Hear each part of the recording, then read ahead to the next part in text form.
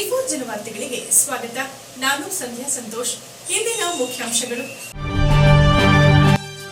ರಾಜ್ಯ ರಾಜಧಾನಿ ಬೆಂಗಳೂರು ನಿರ್ಮಾತೃ ನಾಡಪ್ರಭು ಕೆಂಪೇಗೌಡರವರ 515ನೇ ಜಯಂತ್ಯೋತ್ಸವ ತಾಲೂಕು ಆಡಳಿತ ಹಾಗೂ ತಾಲೂಕು ಒಕ್ಕಲಿಗರ ಸಂಘದಿಂದ ಅದ್ದೂರಿ ಆಚರಣೆ. ಕಾರ್ಯಕ್ರಮವನ್ನು ಉದ್ಘಾಟಿಸಿದ ಶಾಸಕ ಸಿಎನ್ ಬಾಲಕೃಷ್ಣ. ವಿವಿಧ ಕ್ಷೇತ್ರದ ಗಣ್ಯರಿಗೆ ಅಭಿನಂದನೆ. ತಾಲೂಕಿನ ನುಗ್ಗೇಹಳ್ಳಿ ಹೋಬಳಿ ಚಿಕ್ಕೋನಹಳ್ಳಿ ಶ್ರೀ ಅಮರಗಿರಿ ರಂಗನಾಥ ಪ್ರೌಢಶಾಲೆಯ 1994-95ನೇ ಸಾಲಿನ ಹಳೆಯ ವಿದ್ಯಾರ್ಥಿಗಳಿಂದ 30ನೇ ವರ್ಷದ ಸ್ನೇಹ ಸಮ್ಮೇಳನ ಕಾರ್ಯಕ್ರಮ. ಉನ್ನತ ಸ್ಥಾನದಲ್ಲಿರುವ ವಿದ್ಯಾರ್ಥಿಗಳು ಹಳೆಯ ವಿದ್ಯಾರ್ಥಿಗಳೆಲ್ಲ ಸೇರಿ ಸರ್ಕಾರಿ ಶಾಲೆ ಉಳಿಸುವ ಅಭಿಯಾನಕ್ಕೆ ಮುಂದಾಗುವ ಸಂಕಲ್ಪ. ದಿನವಿಡೀ ಎಲ್ಲರೊಂದಿಗೆ ಬೆರೆತು ಹಳೆ ನೆನಪುಗಳ ಮೆಲುಕು. ತಾಲೂಕಿನ ಶ್ರೀನಿವಾಸಪುರದಲ್ಲಿನ ಚಾಮುಂಡೇಶ್ವರಿ ಸಕ್ಕರೆ ಕಾರ್ಖಾನೆಯಲ್ಲಿ ಪ್ರಸಕ್ತ ಸಾಲಿಗೆ ಕಬ್ಬು ಅರೆಯುವಿಕೆ ಕಾರ್ಯಕ್ಕೆ ಚಾಲನೆ. ಶಾಸಕರು ಹೇಮಾವತಿ ಸಹಕಾರಿ ಸಕ್ಕರೆ ಆಡಳಿತ ಮಂಡಳಿಯ ನಿರ್ದೇಶಕರೂ ಆದ ಬಾಲಕೃಷ್ಣರವರಿಂದ ಕಬ್ಬು ನುರಿಯುವಿಕೆಗೆ ಚಾಲನೆ. ಕಾರ್ಖಾನೆ ಉಳಿಸುವ ನಿಟ್ಟಿನಲ್ಲಿ ಸ್ಥಳೀಯವಾಗಿ ರೈತರು ಹೆಚ್ಚು ಕಬ್ಬು ಬೆಳೆಯುವಂತೆ ಮನವಿ.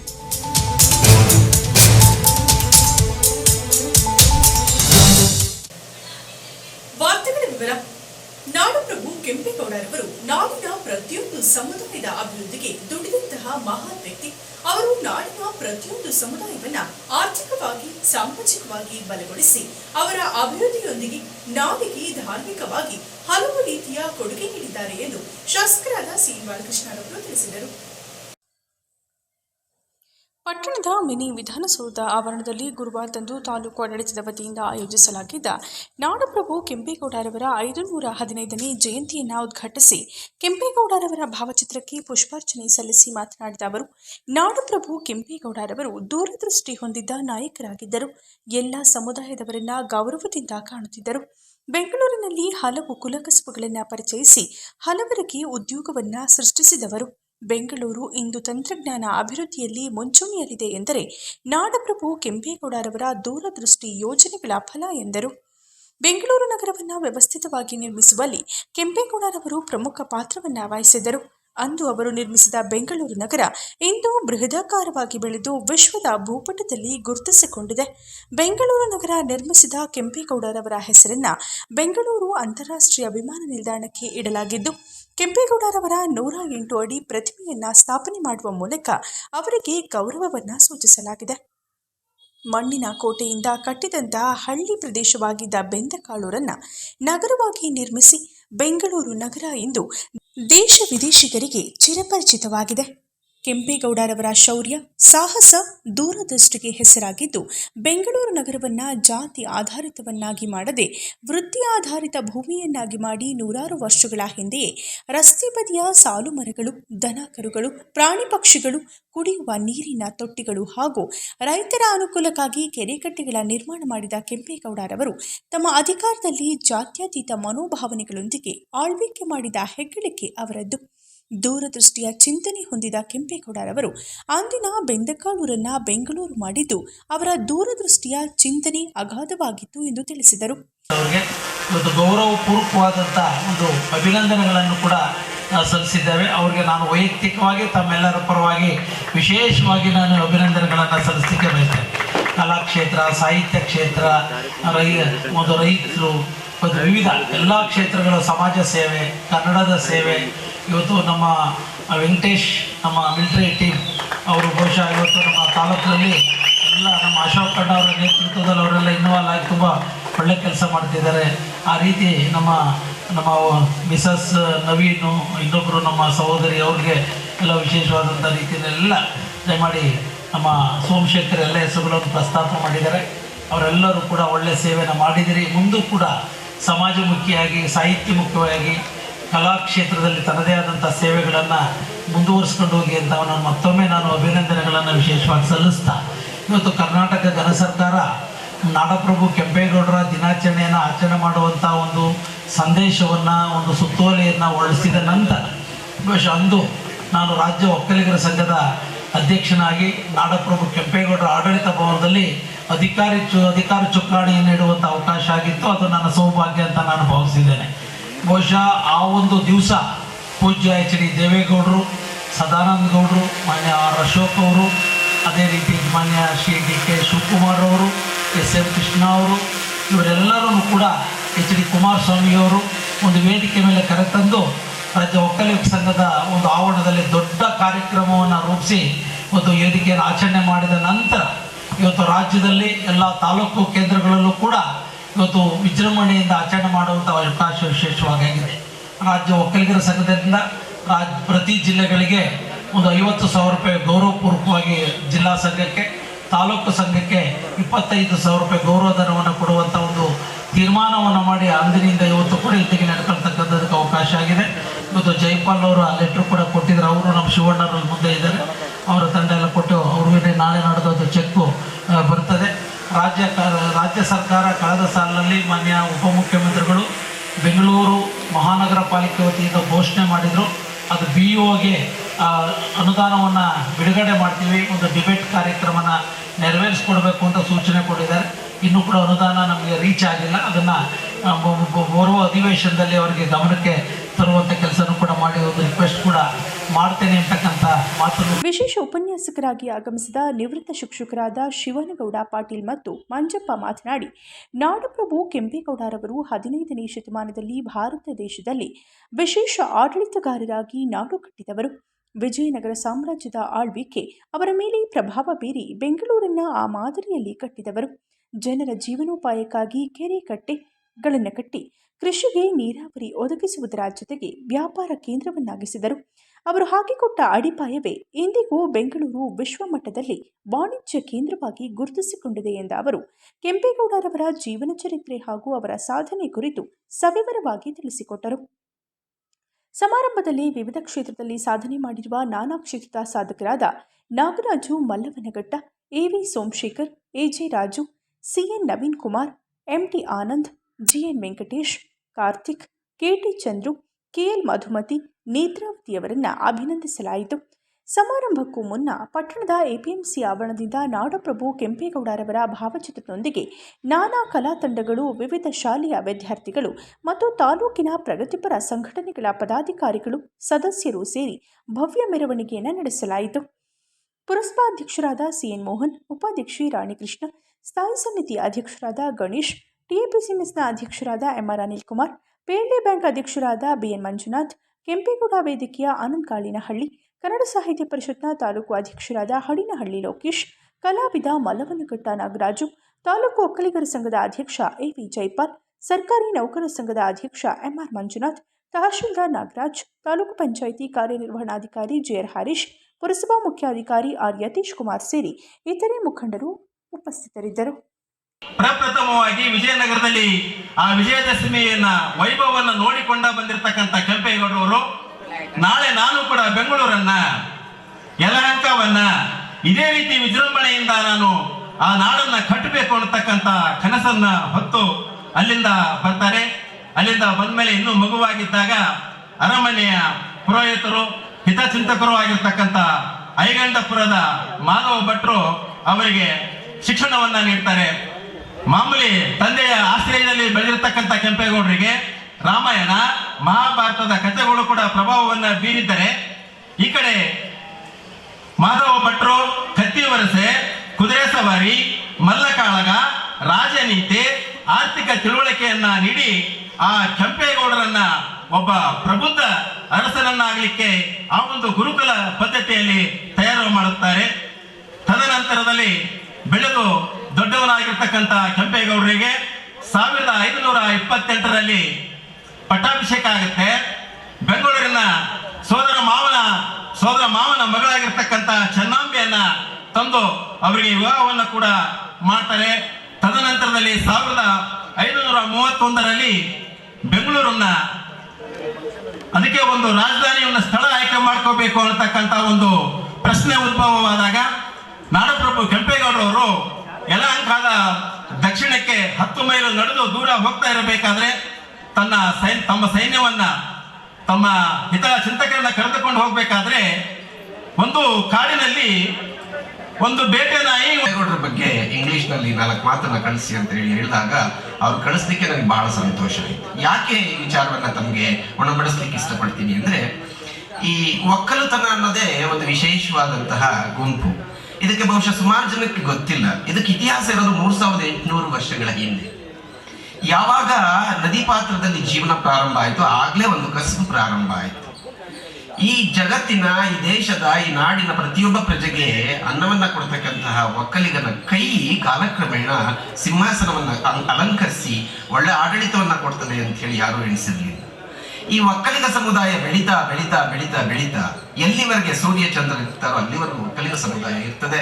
ಯಲಹಂಕದ ಪ್ರಭು ಕೆಂಪೇಗೌಡರ ಆಡಳಿತ, ಅವರ ಒಂದು ಪಾರದರ್ಶಕತೆ, ಅವರಿಗಿದ್ದಂತಹ ವಿಚಾರಶೀಲತೆ ಮುಂದೆ ಕೂಡ ಬೆಳೀತಾ ಹೋಗ್ತದೆ. ಗಂಗರ ಕಾಲದಲ್ಲಿ ಅದು ಹೆಚ್ಚಾಗ್ತಾ ಹೋಗ್ತದೆ.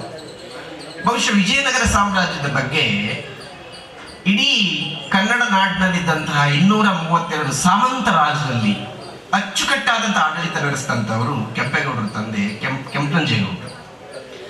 ಕೆಂಪನಂಜೇಗೌಡರ ಮಡದಿ ಲಿಂಗಾಂಬಿಕೆ ಗರ್ಭವತಿಯಾಗಿ ಇನ್ನೇನು ಪ್ರಸವ ಆಗಬೇಕು, ಹೆರಿಗೆ ಆಗುವುದು ಒಂದು 4 ದಿವಸ ಮುಂಚೆ ಅವರಿಗೆ 3 ದಿನಗಳ ಕಾಲ ಸತತವಾಗಿ ಸರ್ಪ ಕಾಣಿಸಿಕೊಳ್ತದೆ. ಮಾಧವ ಭಟ್ಟರನ್ನು ಕರೆದು ಕೇಳ್ತಾರೆ, ಏನಿದು, ಇದು ಒಳ್ಳೆ ಶಕನನ ಅಥವಾ ಅಪಶಕನನ, ಕೆಟ್ಟ ಶಕನನ? ಇಲ್ಲ, ನಿಮ್ಮ ಮಡದಿಯ ಹೊಟ್ಟೆಯಲ್ಲಿ ಇಡೀ ಕನ್ನಡ ನಾಡು ಬೆಳಗುವಂತಹ ಇಲ್ಲ ಮಗಳು ಹುಡ್ತಾಳೆ, ಇಲ್ಲ ಮಗ ಹುಡ್ತಾನೆ, ಯಾರೇ ಹುಟ್ಟಿದ್ರು ಕೂಡ ಕುಲದೇವತೆಯಾದಂತಹ ಕೆಂಪಮ್ಮನ ಹೆಸರಿಡಬೇಕು ಅಂತೇಳಿ ಆ ಮಾಧವ ಭಟ್ಟರ ಸಲಹೆಯಂತೆ ಜನಿಸಿದ ಮಗುವಿಗೆ ಕೆಂಪೇಗೌಡ ಅಂತ ಹೇಳಿ ಹೆಸರಿಟ್ಟಿದ್ದಾರೆ. ಬಹುಶಃ ತುಂಬಾ ಜನಕ್ಕೆ ಇತಿಹಾಸ ಗೊತ್ತಿಲ್ಲ.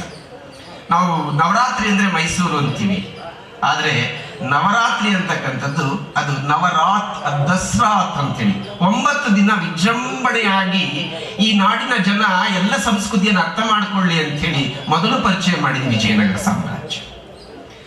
ಮಗು ಕೆಂಪೇಗೌಡಂಗೆ 5 ವರ್ಷ ವಯಸ್ಸಾಗಿದ್ದಾಗ ಕೆಂಪನಂಜೇಗೌಡರು ಕರ್ಕೊಂಡು ಹೋಗ್ತಾರೆ ಹಂಪಿಗೆ, ಅದೇ ವಿಜಯನಗರ.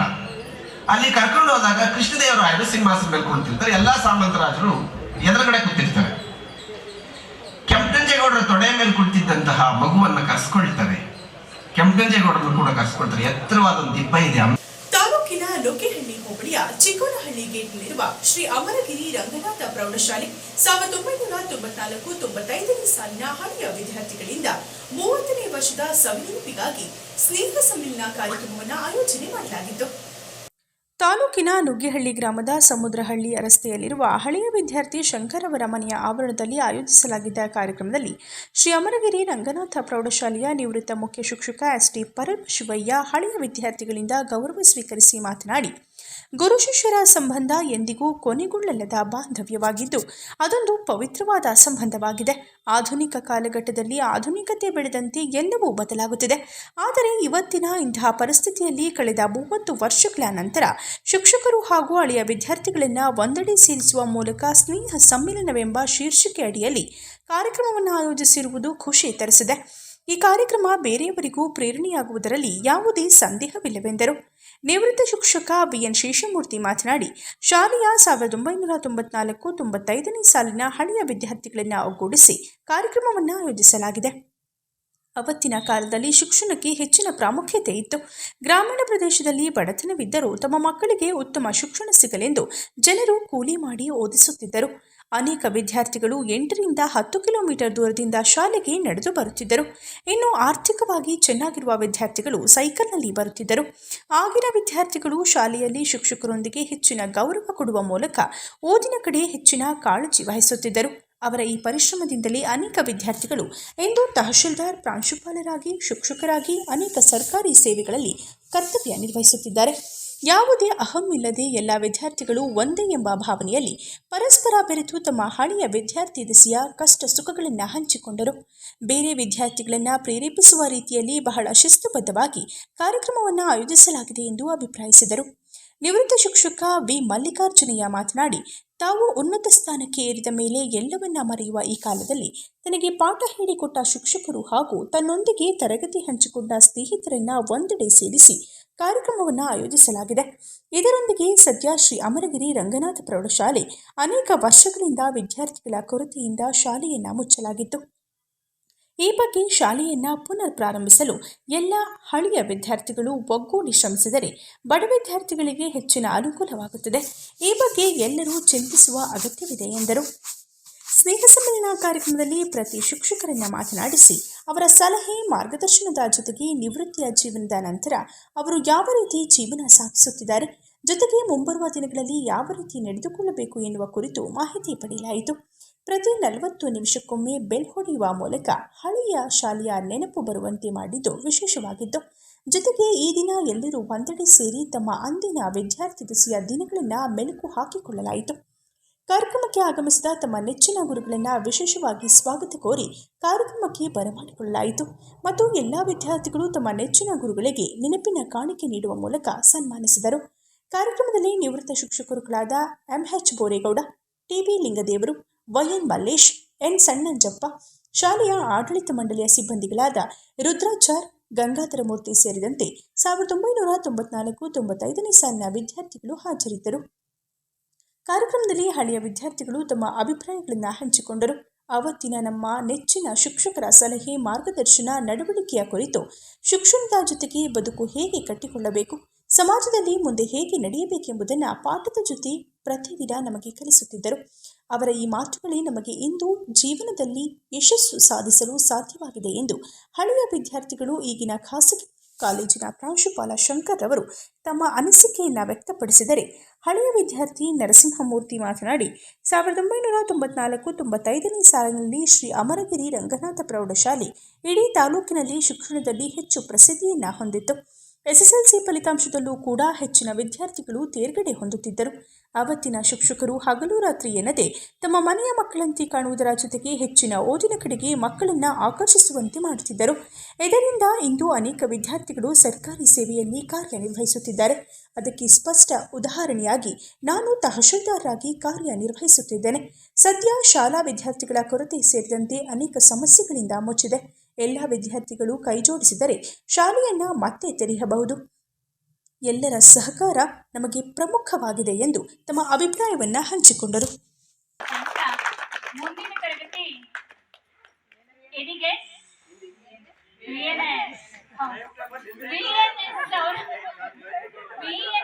ಒಳಶುಂಠಿ ಯಾರು ಜ್ಞಾಪಕ ಇಲ್ಲ, ಯಾರು BNS ಕೈಲಿ ನೀಲಿ ಕಟ್ಟಿಸ್ಕೊಂಡಿಲ್ಲ, ಹಿಂದಿ ಕಲಿದೆ.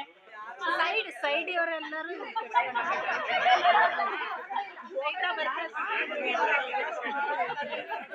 ಟೆಸ್ಟ್ ಪೇಪರ್ ಅಲ್ಲಿ 10ಕ್ಕಿಂತ ಕಡಿಮೆ ಬಂತು ಅಂದ್ರೆ ಗ್ಯಾರಂಟಿ ನಮ್ಮೆಲ್ರಿಗೂ ಒಡೆ ಪ್ಲಸ್ ಒಣಶುಂಠಿ ಅದೆಷ್ಟು ಅಂದ್ರೆ ನೀಲಿ ಕಟ್ಟಿರ್ಬೇಕು.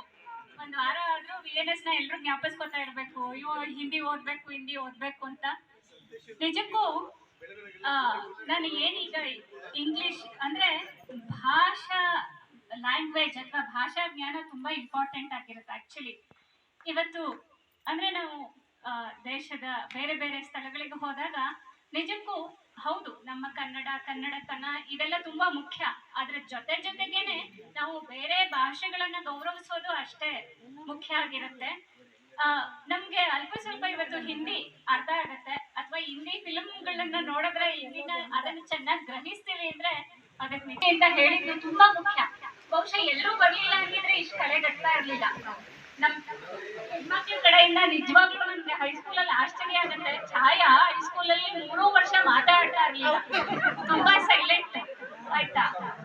ನನಗೆ ಫಸ್ಟ್ ಟೈಮ್ ಛಾಯಾ ನೋಡಿದಾಗ ನನಗೆ ಆಕ್ಚುಲಿ VNS ಅವರ ತಮ್ಮ ಇದಾರ, ಅವರು ಛಾಯನ್ನ ಭೇಟಿ ಮಾಡಿಸೋ ಒಂದು ಅವಕಾಶ ಸಿಕ್ತು ಬೀಚ್ಕೊಂಡಲ್ಲಿ ಆಂಜನೇಯನ ದೇವಸ್ಥಾನದಲ್ಲಿ. ನಾನ್ ನಿಜವಾಗ್ಲೂ ಆಶ್ಚರ್ಯ ಆಯ್ತು, ಅಟ್ ದಿ ಸೇಮ್ ಟೈಮ್ ಅಷ್ಟೇ ಖುಷಿನೂ ಆಯ್ತು. ಯಾಕೆಂದ್ರೆ ಎಷ್ಟೋ ಜನ ಹೆಣ್ಮಕ್ಳುಗಳಿಗೆ ಅವಾಗ ಓದುವಾಗ ಮನಸ್ಸು ಬಿಚ್ಚಿ ಮಾತಾಡಕ್ ಆಗ್ತಿರ್ಲಿಲ್ಲ ಅಥವಾ ಒಂದ್ ಸಾಮರಸ್ಯ ಅದೇನೋ ಗೊತ್ತಾಗ್ತಿರ್ಲಿಲ್ವೋ, ಏನೋ ಆ ವಯಸ್ಸು ಹಾಗಿತ್ತು. ಬಟ್ ಈಗ ಆರ್ಗನೈಸ್ ಮಾಡ್ಬೇಕು ಅಂದ ತಕ್ಷಣ ನಿಜವಾಗ್ಲೂ ನಮ್ ಸುಜಾತ, ಛಾಯಾ, ಇವರೆಲ್ಲ ನಾರಾಯಣ, ಇವರೆಲ್ಲರೂ ಪ್ರತಿಯೊಬ್ರು ಅವ್ರವ್ರಿಗೆ ಯಾರ್ಯಾರು ಗೊತ್ತೋ ಅವ್ರವ್ರ ಕಾಂಟ್ಯಾಕ್ಟ್ ನಂಬರ್ಗಳನ್ನೆಲ್ಲ ಕೊಟ್ಟು ಅವ್ರ ಜೊತೆ ಮಾತಾಡ್ಸಿ ಎಲ್ರೂ ಬರೋ ತರ ಮಾಡಿದ್ದೀರಿಯಲ್ಲ, ನಿಜವಾಗ್ಲೂ ನನ್ನ ಕಡೆಯಿಂದ ಅವ್ರಿಗೆಲ್ರಿಗೂ ಒಂದು ದೊಡ್ಡ ಸಲ ನಿಮ್ಮೆಲ್ಲರ ಪ್ರೆಸೆನ್ಸ್ ಇಲ್ಲದೆ ಇದ್ದಿದ್ರೆ ಇವತ್ತು ಈ ಕಾರ್ಯಕ್ರಮ ಇಷ್ಟು ಯಶಸ್ವಿ ಆಗ್ತಿರ್ಲಿಲ್ಲ. ಪ್ಲಸ್ 30 ವರ್ಷಗಳ ನಂತರವೂ ನಾವೆಲ್ಲರೂ ಕರೆದಿದ್ದಕ್ಕೆ ನಮ್ಮ ಟೀಚರ್ಸ್ಗಳು ಇಷ್ಟು ಪ್ರೀತಿಯಿಂದ ಬಂದು ನಮ್ಮ ಜೊತೆ ಅವರು A teacher is A guide, friend and philosopher ಅಂತ ಹೇಳ್ತಾರೆ. ಬರೀ ಅವರು ನಾವು ಗುರುಗಳು ಅಂತ ಅಷ್ಟೇ ಇಲ್ಲದೆ ನಮ್ಮ ಜೊತೆ ತುಂಬಾ ಮನಸ್ಸು ಬಿಚ್ಚಿ ಹೃದಯ ಸ್ಪರ್ಶಿ ಮಾತುಗಳನ್ನ ಆಡ್ತಾ ಎನ್ಕರೇಜ್ ಮಾಡಿದ್ರೆ ಇವತ್ತು ತುಂಬಾ ಹೃದಯ ತುಂಬಿ ಬರ್ತದೆ. ಎಲ್ಲರೂ ಹೇಳಿದಂಗೆ ಹೃದಯ ತುಂಬಿ ಬರ್ತಾ ಇದೆ. ಎಲ್ಲ ನಿಮ್ಮ ಒಂದು ಮುಗ್ಧ ಮನಸ್ಸುಗಳು ಆಗ SLC ನಲ್ಲಿ ಯಾವ ರೀತಿ ಇತ್ತು ಮುಗ್ಧ ಮನಸ್ಸುಗಳು, ಇವತ್ತು ಕೂಡ ಅದೇ ಮುಗ್ಧ ಮನಸ್ಸುಗಳನ್ನ ನಾವು ಇವತ್ತೆಲ್ಲ ನೋಡ್ತಾ ಇದ್ದೇವೆ. ಎಲ್ಲರೂ ನಗು ಇದೆ, ಎಲ್ಲರಿಗೂ ಕೂಡ ಆತ್ಮ ಸಂತೋಷ ಇದೆ. ಇದಕ್ಕಿಂತ ನಾವು ಎಷ್ಟೇ ಪೊಸಿಷನ್ಗೆ ಹೋಗ್ಬೋದು, ಎಷ್ಟೇ ದುಡ್ಡು ದುಡಿಬಹುದು, ಎಷ್ಟೇ ಸ್ಟೇಟಸ್ ಇರ್ಬೋದು, it's nothing in front of this happiness. Okay, ಈ ದೃಷ್ಟಿನಲ್ಲಿ ನಿಮ್ಮೆಲ್ಲರಿಗೂ ಕೂಡ ಆಯ್ತಾ, ಇದು ಇವತ್ತಿಗೆ ಕೊನೆ ಆಗ್ಬಾರ್ದು. ಪ್ರತಿ ವರ್ಷನೂ ಕೂಡ ನಮ್ದು ಎಷ್ಟೇ ಸಮಸ್ಯೆಗಳಿರಲಿ, ಎಷ್ಟೇ ಬ್ಯುಸಿ ಶೆಡ್ಯೂಲ್ ಇರಲಿ, ಒಂದು ದಿನ ನಮಗೋಸ್ಕರ ಹೆಂಡತಿಗೆ, ಮಕ್ಕಳಿಗೆ, ಸಂಸಾರಕ್ಕೆ ದುಡಿತಕ್ಕಂಥದ್ದು ಜೀವನ ಪರ್ಯಂತ ಇದೆ. ನೀವು ಅವತ್ತು ದುಡಿತಾ ಇದ್ದೀವಿ, 30 ವರ್ಷದಿಂದ ದುಡಿತಾ ಇದ್ದೀವಿ, ಈಗಲೂ ದುಡಿತೀವಿ, ಮುಂದೂ ದುಡಿತೀವಿ. ನಮಗೋಸ್ಕರ, ನಮ್ಮೆಲ್ಲರಿಗೋಸ್ಕರ ವರ್ಷಕ್ಕೊಮ್ಮೆ ನಾವು ಈ ತರ ಎಲ್ಲ ಸೇರೋಣ.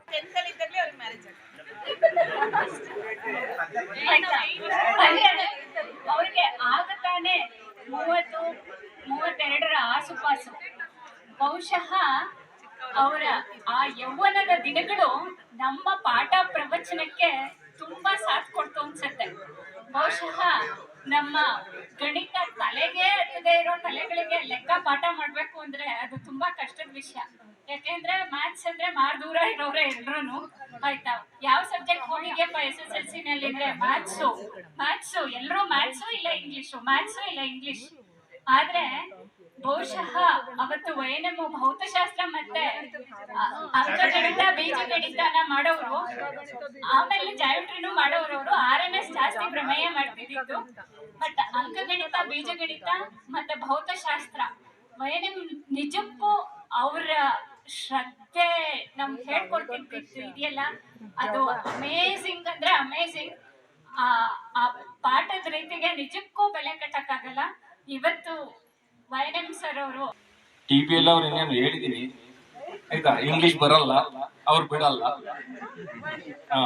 ಎಸ್ಪೆಷಲಿ ನಮ್ಮ ಗ್ರೂಪ್ ಅಲ್ಲಿ ಒಂದ್ 4 ಜನ ಇದ್ರು, ಈ ಪದ್ಮಶ್ರೀ ಇವರೊಂದ್ 4 ಜನ. ಅವ್ರ ಮನೆ ಹಾಳಾಗ ಇಷ್ಟುದ್ದ ಏನೋ ₹1 ಗಟ್ ಮಾಡ್ಕ ಬಂದ್ಬಿಡೋರು. ನಮಗೆ ಸಂಕಟ. ಎಲ್ಲ ಹೇಳ್ದೆ ಹೋದ್ರೆ ಒಂದಲ್ಲ, ಎಲ್ಲ ಹೇಳ್ದೆ ಹೋದ್ರೆ ಒಂಥರ ಹೊಡೆದ್ರೆ ಸುತ್ತಾಗಲ್ಲ. ಏನೋ ನಾನು ಪಾಠ ಮಾಡಿದ ಅರ್ಥ ಆಗಿಲ್ಲ ಇವರು ಬರೀದೇ ಹೋದ್ರೆ ರಿಸ್ಕು, ಅದ್ರ ಬಗ್ಗೆ ಯೋಚನೆ ಆಗ್ತಿರ್ಲಿಲ್ಲ.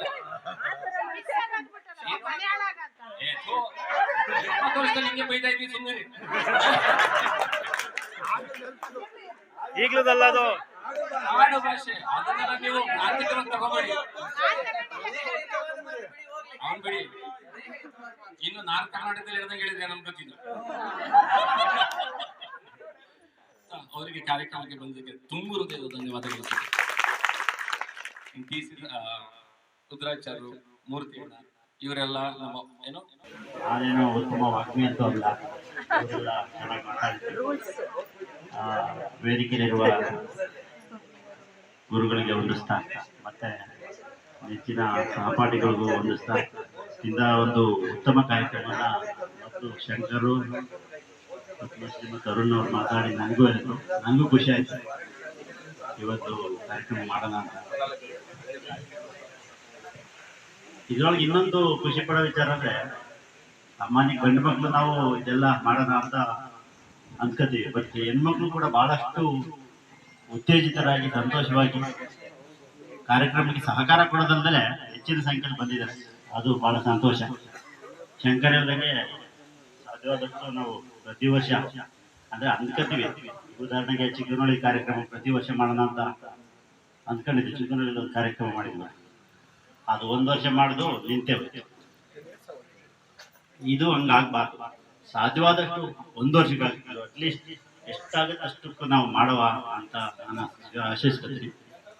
ಅದ್ರೊಳಗೆ ನಮ್ಮ ಚಂದ್ರಶೇಖರ್ ಒಬ್ಬ, ಅವನು ಆಪೋಸಿಟ್ ಟೀಮ್ಗೆ ಹೋಗ್ಬಿಟ್ಟಿದ್ದ, ಪದ್ಮಶ್ರೀ ಟೀಮ್ಗೆ.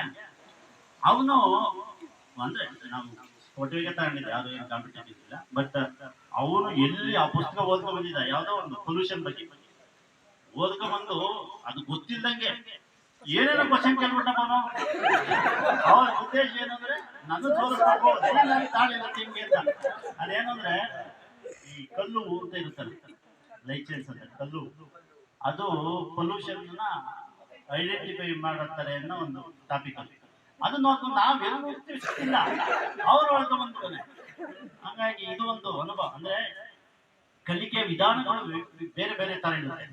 ಅದನ್ನ ನಮ್ಮ ಶಿಕ್ಷಕರು ಕಲಿಸಿದ್ರು. ಮತ್ತೆ ನಮಗೆ ಮಾಡ್ತಿದ್ದಂಥ ಟೆಸ್ಟ್ಗಳು ನನಗೆ ಬಹಳ ಸಂತೋಷ ಆಗುತ್ತೆ. ಆ ಟೆಸ್ಟ್ಗಳು ನಮ್ಗೆ ಎಷ್ಟು ಬಹಳ ಅನುಕೂಲ ಆಗುತ್ತೆ ಅಂದ್ರೆ ವಿದ್ಯಾರ್ಥಿ ಜೀವನದಲ್ಲಿ ಓದಕ್ಕೆ ಆಗಲಿ, ರಿಕಾಲ್ ಮಾಡ್ಕೊಳ್ಳೋಕ್ಕಾಗಲಿ, ಅದು ಬರವಣಿಗೆಗೆ ಆಗಲಿ ಮುಂದಿನ ದಿನಗಳು ನಮಗೆ ಬಹಳ ಅನುಕೂಲ ಆಗ್ತಿತ್ತು ಅಂತ ಒಂದು ಪಾಠ ಮಾಡ್ತಿದ್ರು. ಅದಕ್ಕಿಂತ ಮುಖ್ಯವಾಗಿ ಈ SLC 3 ತಿಂಗಳು ಏನು ನೈಟ್ ಕ್ಲಾಸ್ ಮಾಡ್ತಿದ್ರಲ್ಲ, ಅದು ಮಾತ್ರ ಬಹಳ ನಮ್ಗೆ ಅನುಕೂಲ ಆಯ್ತು. ನಮ್ಮಿಂದ ನಮ್ಮ ಫ್ರೆಂಡ್ಸು ನಮಗೆ ಸಹಕಾರ ಮಾಡಿದ್ರು, ನಾವು ಅವ್ರಿಗೆ ಸಹಕಾರ ಮಾಡಿದ್ವಿ. ಮತ್ತಿನ್ನೊಂದು ಫೈನಲ್ ಆಗಿ ನಾವು ಏನೇ ಸಾಧನೆ ಮಾಡ್ಬೋದು, ಮತ್ತೊಂದು ಮಾಡ್ಬೋದು, ನಮ್ಮ ಒಂದು ಸ್ನೇಹ ಇರುತ್ತಲ್ಲ. ತಾಲೂಕಿನ ರೈತರ ಕಬ್ಬು ಬೆಳೆಗಾರರ ಜೀವನಾಡಿಯಾಗಿರುವ ಶ್ರೀನಿವಾಸಪುರದ ಸಕ್ಕರೆ ಕಾರ್ಖಾನೆಯಲ್ಲಿ ಈ ಹಿಂದೆ ಸೂಚಿಸಿದಂತೆ ಜೂನ್ 27ರ ಶುಕ್ರವಾರದಂದು ಕಬ್ಬು ನುರಿಯುವಿಕೆಗೆ ಚಾಲನೆ ನೀಡಲಾಗಿದೆ. ದಿನವಾಗಿ 3,000 ಟನ್ ಕಬ್ಬನ್ನು ಅರೆಯುವ ಮೂಲಕ ರೈತರು ಬೆಳೆದ ಕಬ್ಬನ್ನು ಸಕಾಲಕ್ಕೆ ನುರಿಯಲಾಗುವುದೆಂದು ಶಾಸಕರಾದ ಸಿ ಬಾಲಕೃಷ್ಣರವರು ತಿಳಿಸಿದರು. ತಾಲೂಕಿನ ಶ್ರೀನಿವಾಸಪುರದಲ್ಲಿನ ಚಾಮುಂಡೇಶ್ವರಿ ಸಕ್ಕರೆ ಕಾರ್ಖಾನೆಯಲ್ಲಿ ಪ್ರಸಕ್ತ ಸಾಲಿಗೆ ಕಬ್ಬು ಅರೆಯುವಿಕೆಗೆ ಶುಕ್ರವಾರದಂದು ಮುಂಜಾನೆ ಚಾಲನೆ ನೀಡಿ ಮಾತನಾಡಿದ ಅವರು, 5 ಲಕ್ಷ ಟನ್ ಕಬ್ಬನ್ನು ಅರೆಯುವಿಕೆ ಪ್ರಸಕ್ತ ಸಾಲಿನಲ್ಲಿ ಕಾರ್ಖಾನೆ ಮುಂದಾಗಿದ್ದು, ನಮ್ಮ ವ್ಯಾಪ್ತಿಯಲ್ಲಿ 4 ಲಕ್ಷ ಟನ್ ಕಬ್ಬನ್ನು ಬೆಳೆಯಲಾಗಿದೆ. ಹೆಚ್ಚುವರಿಯಾಗಿ ಅವಶ್ಯವಿರುವ 200 ಟನ್ ಕಬ್ಬನ್ನು ಪಕ್ಕದ ಜಿಲ್ಲೆಗಳಿಂದ ತರಿಸಿಕೊಳ್ಳುವಲ್ಲಿ ಕಾರ್ಖಾನೆ ಮುಂದಾಗಿದೆ. ಪೂರ್ವ ಮುಂಗಾರು ಶೀಘ್ರ ಆರಂಭವಾಗುವುದರಿಂದ ಇಳುವರಿಯೂ ಉತ್ತಮವಾಗಿರಲಿದೆ ಎಂದರು. ಇನ್ನು ತಾಲೂಕಿನಲ್ಲಿರುವ ಸಕ್ಕರೆ ಕಾರ್ಖಾನೆಯನ್ನು ಉಳಿಸಿಕೊಳ್ಳುವ ನಿಟ್ಟಿನಲ್ಲಿ ತಾಲೂಕು ಮತ್ತು ತಾಲೂಕಿಗೆ ಹೊಂದಿಕೊಂಡಂತಿರುವ ಅಕ್ಕಪಕ್ಕದ ತಾಲೂಕಿನ ರೈತರು ಹೆಚ್ಚಿನ ಪ್ರಮಾಣದಲ್ಲಿ ಕಬ್ಬು ಬೆಳೆಯುವಲ್ಲಿ ಮುಂದಾಗಬೇಕು. ಕಬ್ಬು ಬೆಳೆಯನ್ನು ಪ್ರೋತ್ಸಾಹಿಸುವ ನಿಟ್ಟಿನಲ್ಲಿ ಬಿತ್ತನೆ ಬೀಜವನ್ನು ಸಾಲದ ರೂಪದಲ್ಲಿ ಕೊಡಲಾಗಿ ಹನಿ ನೀರಾವರಿ ಪದ್ಧತಿ ಅಳವಡಿಕೆಗೆ ಸಹಾಯಧನವನ್ನು ಕಾರ್ಖಾನೆಯಿಂದ ನೀಡಲಾಗುತ್ತಿದೆ. ಕಬ್ಬು ಕಟಾವಿನ ವಿಚಾರದಲ್ಲಿ ತೊಂದರೆಯಾಗದ ರೀತಿಯಲ್ಲಿ 300 ಗುಂಪುಗಳ ಕಾರ್ಮಿಕರನ್ನು ಕರೆತರಲಾಗಿದೆ. ಯಾವುದೇ ಸಮಸ್ಯೆಗಳಿಗೆ ಆಸ್ಪದ ಕೊಡದ ರೀತಿಯಲ್ಲಿ ಕಾರ್ಖಾನೆ ಮತ್ತು ರೈತರು ಮುಂದಾಗಬೇಕೆಂದರು. ಕಳೆದ ಸಾಲಿನಲ್ಲಿ 2 ತಿಂಗಳು ತಡವಾಗಿ ಕ್ರಷಿಂಗ್ ಆರಂಭವಾಗಿದ್ದು, ಈ ಬಾರಿ ಸಕ್ಕರೆ ಸಚಿವರನ್ನ ಮನವಿ ಮಾಡಿದ ಮೇರೆ 2 ತಿಂಗಳು ಮುಂಚಿತವಾಗಿ ಕಾರ್ಖಾನೆಯನ್ನು ಆರಂಭಿಸಲಾಗಿದೆ. ಕೇಂದ್ರ ಸರ್ಕಾರ ಪ್ರತಿ ಟನ್ ಕಬ್ಬಿಗೆ 3,221 ರು ನಿಗದಿಯಾಗಿದ್ದು, ಬೆಂಬಲ ಬೆಲೆ ಹೆಚ್ಚಿಗೆ ಮಾಡುವಂತೆ ಇದೇ ಸಂದರ್ಭ ಕೇಂದ್ರ ಸರ್ಕಾರಕ್ಕೆ ಮನವಿ ಮಾಡಿದರು. ಈ ವೇಳೆ ಹೇಮಾವತಿ ಸಹಕಾರ ಸಕ್ಕರೆ ಕಾರ್ಖಾನೆಯ ಅಧ್ಯಕ್ಷ ಸಿಎನ್ ವೆಂಕಟೇಶ್, ಉಪಾಧ್ಯಕ್ಷ ಕೃಷ್ಣೇಗೌಡ, ನಿರ್ದೇಶಕರಾದ ಸಿಸಿ ರವೀಶ್, ಮುತ್ತಿಗೆ ರಾಜೇಗೌಡ, ನಾರಾಯಣಗೌಡ, ಶಿವಣ್ಣ, ಯೋಗಣ್ಣ, ನಾರಾಯಣ್, ಜಯರಾಮ್, ರವಿ, ಲಕ್ಷ್ಮಿ, ಭಾರತಿ, ಚಾಮುಂಡೇಶ್ವರಿ ಸಕ್ಕರೆ ಕಾರ್ಖಾನೆ ಘಟಕದ ಉಪಾಧ್ಯಕ್ಷ ಪೂರ್ಣಸ್ವಾಮಿ, ಸಿಇಒ ದೇವೇಗೌಡ ಭಾಗವಹಿಸಿದ್ದರು. ಇರ್ತಕ್ಕಂಥದಕ್ಕೆ ಎಲ್ಲ ಸಿದ್ಧತೆಗಳನ್ನು ಕೂಡ ಮಾಡಿಕೊಂಡಿದ್ದಾರೆ. ಸುಮಾರು 5 ಲಕ್ಷಕ್ಕಿಂತಲೂ ಕೂಡ ಹೆಚ್ಚು ಟನ್ನನ್ನು ಕಬ್ಬನ್ನು ಅರೆಯುವಿಸಬೇಕು ಅಂತಕ್ಕಂಥ ದೃಷ್ಟಿಯಲ್ಲಿ ಎಲ್ಲ ಸಿದ್ಧತೆಗಳಾಗಿದೆ. ನಮ್ಮ ಕಾರ್ಖಾನೆ ವ್ಯಾಪ್ತಿಯಲ್ಲಿ ಸುಮಾರು 4 ಲಕ್ಷ ಟನ್ ಸಿಗುತ್ತೆ ಅಂತಕ್ಕಂಥ ಒಂದು ವಿಶ್ವಾಸ ಇದೆ. ಯಾಕಂದರೆ ಪೂರ್ವ ಮುಂಗಾರು ಬೇಗ ಪ್ರಾರಂಭ ಆಗಿರೋದ್ರಿಂದ ಎಂಡಿಂಗು ಕೂಡ ಜಾಸ್ತಿ ಬರೋ ಒಂದು ಅವಕಾಶ ಇದೆ. ಹೊರಗಡೆಯಿಂದ 1 ಲಕ್ಷ ಅಂದರೆ 5 ಲಕ್ಷ ಮುಗಿಸುವಂಥ ಒಂದು ಸಂಖ್ಯೆ. ಈ ಮೂಲಕ ರೈತರಿಗೆ ಮನವಿ ಮಾಡೋದೇನಪ್ಪ ಅಂದರೆ ಕಬ್ಬನ್ನು ಬೆಳೀತಕ್ಕಂಥದ್ದಕ್ಕೆ ಆಸಕ್ತಿಯನ್ನು ತೋರಬೇಕು ಅಂತ ನಾನು ಮನವಿ ಮಾಡ್ತೇನೆ. ಇವತ್ತು ಡ್ರಿಪ್ ಇರಿಗೇಷನ್ಗೂ ಕೂಡ ಇದು ಚಾಮುಂಡೇಶ್ವರಿ ಶುಗರ್ಸ್ ಅವರು ಸಹಾಯಧನ ಕೊಡುವಂಥದ್ದು ಕೂಡ ತೀರ್ಮಾನವನ್ನು ಮಾಡಿದ್ದಾರೆ. ಹಿಂದೆ ಬಿತ್ತನೆಯನ್ನು ಫ್ರೀಯಾಗಿ ಕೊಟ್ಟಿದ್ದಾರೆ, ಸಾಲದ ರೂಪದಲ್ಲಿ ಕೊಡ್ತಾ ಇದ್ದಾರೆ. ಇವತ್ತು ನಮ್ಮ ಕಡಿತಕ್ಕಂಥ ಲೇಬರ್ಸ್ ಗುಂಪುಗಳಿಗೆ ಸುಮಾರು 300 ಗುಂಪಿಗೆ 3,30,00,000 ಅಡ್ವಾನ್ಸನ್ನು ಇವತ್ತು ನೀಡಿರುವಂಥದ್ದು ಕೂಡ ಸ್ವಾಗತಾರ್ಹವಾದಂಥ ವಿಚಾರ. ಇವತ್ತು ರೈತರು ಕೂಡ ಸಹಕರಿಸಬೇಕು, ಕಾರ್ಖಾನೆಯವರು ಕೂಡ ಮಾಡಬೇಕು. ಇವತ್ತು ನಮ್ಮ ಹೇಮಾವತಿ ಆಡಳಿತ ಮಂಡಳಿಯವರು ಕೂಡ ಎಲ್ಲ ರೀತಿಯ ಸಹಕಾರವನ್ನು ಕಾರ್ಖಾನೆ ಮತ್ತು ರೈತರು ಮತ್ತು ಕಾರ್ಮಿಕರ ದೃಷ್ಟಿಯಿಂದ ನಾವು ನೀಡ್ಕೊಂಡು ಕೂಡ ವಿಶೇಷವಾಗಿ ಬಂದಿದ್ದೀವಿ ಅಂತ ಕೂಡ ನಾವು ಈ ಸಂದರ್ಭದಲ್ಲಿ ವಿಶೇಷವಾಗಿ ನಿರ್ವಿಘ್ನವಾಗಿ ಕಬ್ಬು ನುರಿಸುವಿಕೆ ನೆರವೇರಲಿ, ರೈತರಿಗೆ ಹೆಚ್ಚಿನ ಅನುಕೂಲ ಆಗಲಿ ಅಂತ ನಾವು ಪ್ರಾರ್ಥನೆ ಮಾಡಿ, ಕಳೆದ ಸಾಲಿನಲ್ಲಿ 2 ತಿಂಗಳು ಲೇಟಾಗಿ ಕ್ರಷಿಂಗ್ ಸ್ಟಾರ್ಟ್ ಆಯಿತು. ಈಗ ಸಕ್ಕರೆ ಸಚಿವರು ಉತ್ತರ ಕರ್ನಾಟಕ, ದಕ್ಷಿಣ ಕರ್ನಾಟಕ ಬೇರೆ ಅಲ್ಲ ಅಂತಕ್ಕಂಥ ಭಾವನೆ. ಏಕೆಂದರೆ ನಾರ್ತ್ ಕರ್ನಾಟಕಕ್ಕೂ ಸೌತ್ ಕರ್ನಾಟಕಕ್ಕೂ ತುಂಬ ಡಿಫ್ರೆನ್ಸ್ ಇದೆ. ನಮ್ಮಲ್ಲಿ ಸಾಮಾನ್ಯವಾಗಿ ಮೇ, ಜೂನ್, ಜುಲೈನಲ್ಲೇ ಕಬ್ಬನ್ನ ಬಿತ್ತನೆ ಮಾಡ್ತಕ್ಕಂಥದ್ದು. ಅವರೆಲ್ಲ ಕಾರ್ಖಾನೆ ರೆಗ್ಯುಲರ್ ಸ್ಟಾರ್ಟ್ ಆಗೋದೇ ಆಗಸ್ಟು, ಸೆಪ್ಟೆಂಬರ್ ಆಗ್ತದೆ. ಅದರಿಂದ ಈ ಸಲ ರಿಕ್ವೆಸ್ಟ್ ಮಾಡಿದ ಮೇರೆಗೆ ನಮಗೆ 2 ತಿಂಗಳು ಅರ್ಲಿನೇ ಕಾರ್ಖಾನೆ ಪ್ರಾರಂಭಿಸ್ತಕ್ಕಂಥದ್ದು ಕೂಡ ಅವಕಾಶ ಕೊಟ್ಟಿದೆ. ಅವ್ರಿಗೂ ಧನ್ಯವಾದಗಳನ್ನು ಸಂದರ್ಭದಲ್ಲಿ ತಿಳಿಸ್ತಾ ಹೋದ ಏನಕ್ಕೆ ಸಕ್ಕರೆ ಕಬ್ಬಿನ ದರವನ್ನು ನಿಗದಿ ಮಾಡೋದು ಕೇಂದ್ರ ಸರ್ಕಾರ. ಕೊನೆಯಲ್ಲಿ ಮತ್ತೊಮ್ಮೆ ಮುಖ್ಯಾಂಶಗಳು.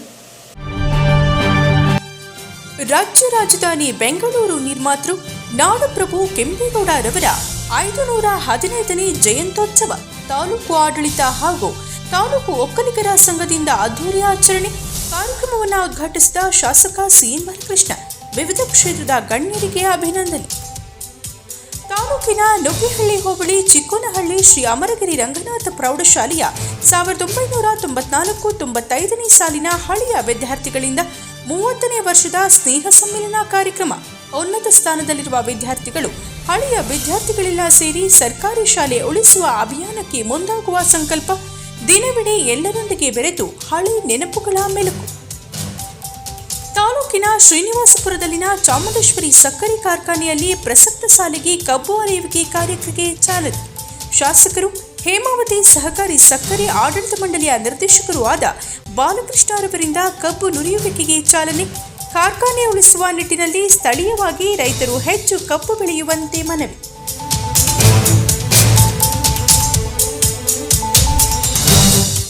ಇದರೊಂದಿಗೆ ವಾರ್ತಾ ಪ್ರಸಾರ ಮುಕ್ತಾಯವಾಯಿತು. ಮತ್ತೆ ನಿಮ್ಮ ಭೇಟಿ ಮುಂದಿನ G4 ಜನವಾರ್ತೆಯಲ್ಲಿ. ವಂದನೆಗಳು.